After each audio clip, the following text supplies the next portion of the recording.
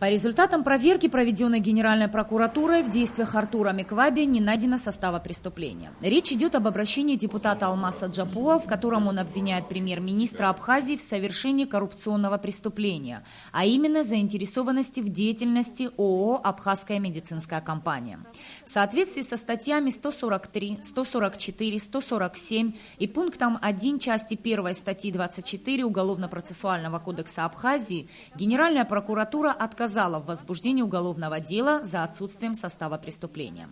Также Генеральная прокуратура завершила проверку фактов, изложенных в отчете Контрольной палаты республики, касающихся целевого использования средств на автоматизированную систему выпуска, учета и изготовления бланков общегражданских паспортов гражданина Республики Абхазия.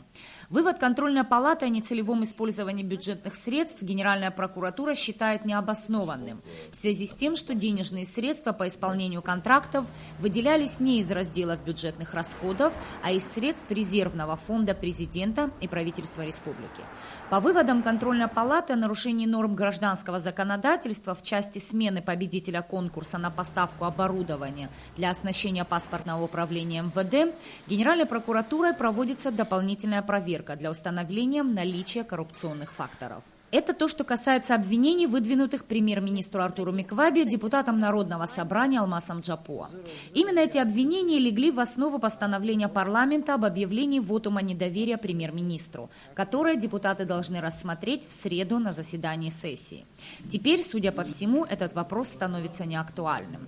А сейчас еще об одном постановлении, на этот раз судебном. В понедельник Сухумским городским судом под председательством судьи Бейлы Хасая вынесен обвинительный приговор в отношении бывшего директора РУП «Абхазчай» Астамура Отырба.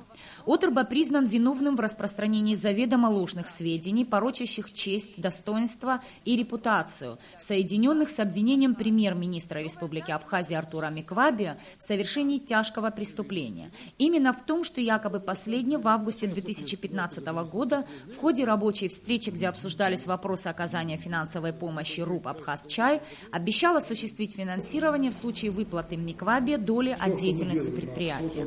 Об этом Астамур Отырба заявил в ходе пресс-конференции в Арсмира 7 сентября 2015 года. Астамуру Отырба назначено наказание в виде 2 лет и 6 месяцев лишения свободы условно, с испытательным сроком 6 месяцев. Настоящий приговор вступает в силу по истечении 15 суток со дня провозглашения.